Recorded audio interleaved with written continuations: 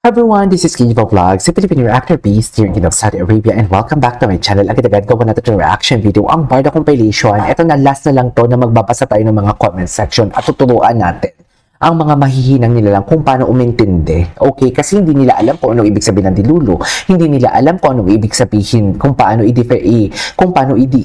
i-describe or sabihin na dilulo ang ginagawa, kung paano ang pag-flex and everything. Dito na lang muna tayo, ho. Dito muna tayo for today's video.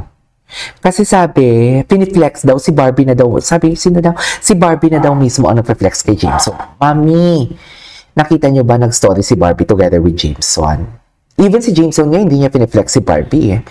Hindi nga nag-story si Jameson about kay Barbie for today's video. Kung si Barbie nag-story using her account, using her Instagram account, na siya mismo ang nag-flex kay Jameson, or siya mismo ang nag-post, yun po ang ibig sabihin ng pag-flex. Pero yung mga nakikita po natin, mga videos and pictures and everything, na hindi din naman natin alam kung anong totoong nangyari sa mga pictures na yan, hindi po yan pag-flex ang tawag dyan. Kuha po yan ng fans, mga paparazzi. Charis, actually hindi nga paparazzi eh. Diba? Panatag lang po lola nyo sa Barda. Panatag lang din naman talaga tayo. Hindi tayo tipong ano-ano and everything, diba? Everyday. Anyways, sorry, it's si JB naman. It's si JB lang naman. Ano kaya yan? Wait lang ha. Gusto ko lang makita to. Kasi medyo madilim. Sorry, it's si JB. Si JB lang naman kaya yan. Para lang naman si ex niya. Pero notice itong JB na ito manggagamit para umangat. Hindi, trabaho lang po yan.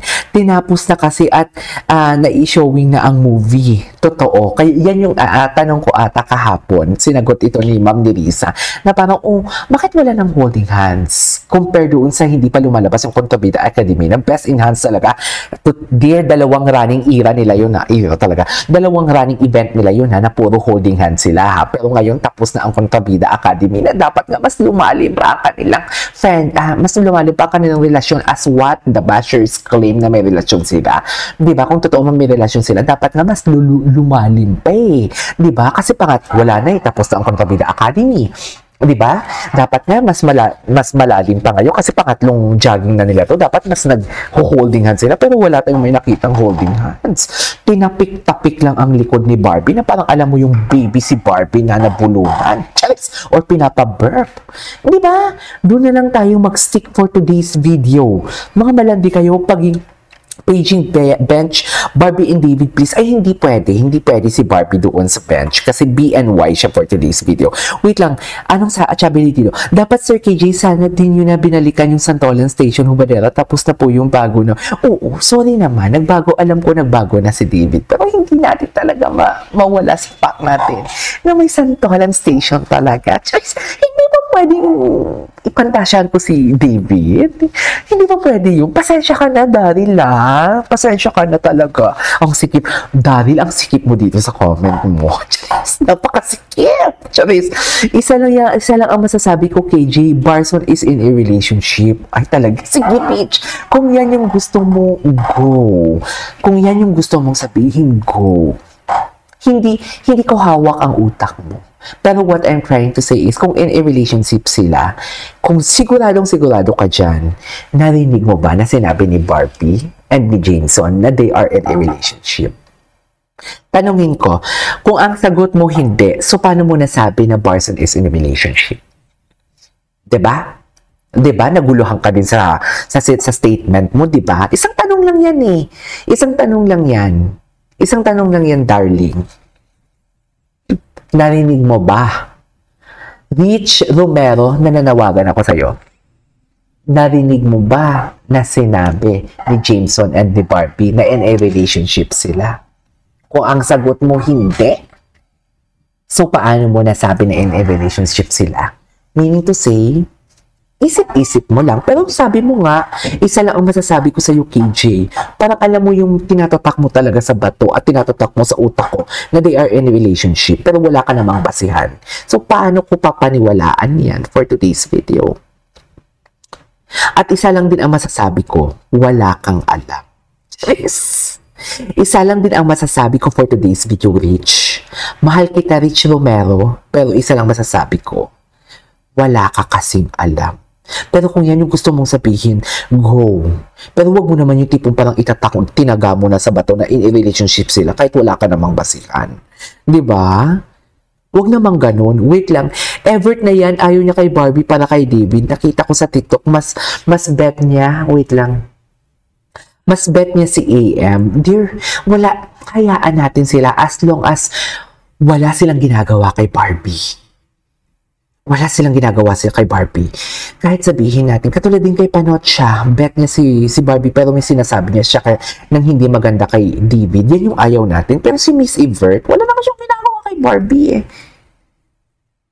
Wala siyang sinasabing hindi maganda kay Barbie. Hindi niya pinipicture si Barbie, nahalata ko yun. Pero yung tipong sinisiraan si Barbie, wala akong may nakitang ganun. So, it's okay. Kahit piniflex niya si AM, yung Alex Malalang, or may ibang girlfriend si David. Pero wala siyang ginagawang story kasi. Ang pinapakita niya lang doon is si David Licauco. And it's okay. Dear, I can differentiate kung maka-Barbie ka lang. Katulad kay Blair. Si Blair ngayon, pure David lang siya, and it's okay. Kasi as a barda, love ko si David, love ko si Barbie. Lahat na nagmamahal kay David, love ko din. Lahat na nagmamahal kay Barbie, love ko din. Lahat ng mga may sinasabing hindi maganda kay Barbie or David, sa akin. Kaya it's okay. Wait lang, sabi ni Rich, hindi pa pala tapos si Rich. Diba?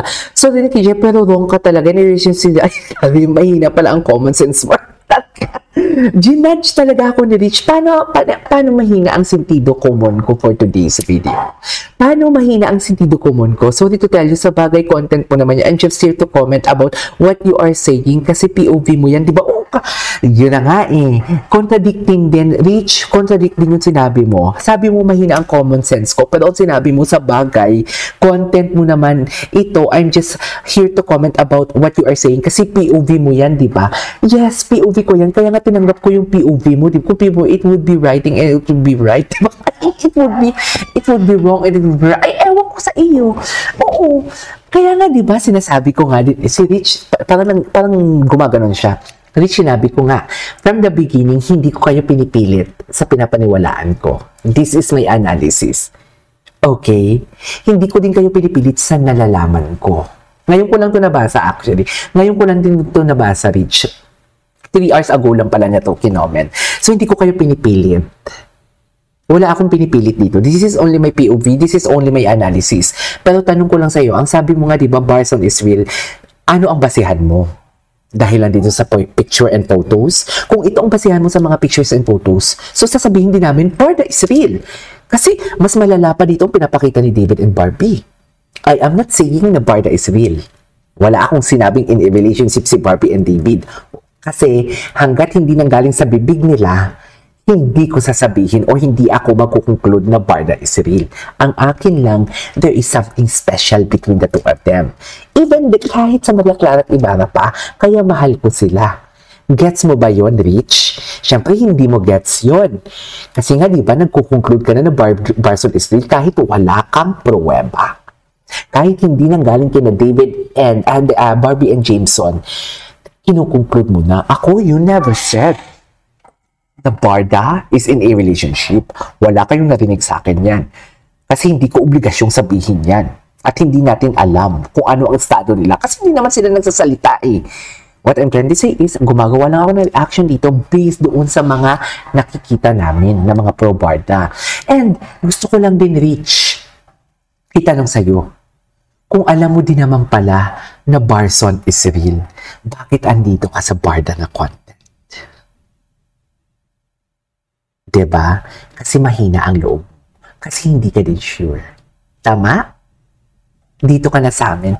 Mas masaya dito for today's video. Okay? Mas masaya dito. Mas masaya dito. Dito ka na sa amin. Okay? So yeah, ituloy natin to. This is KJ Vlogs and see you on my next vlog. Bye!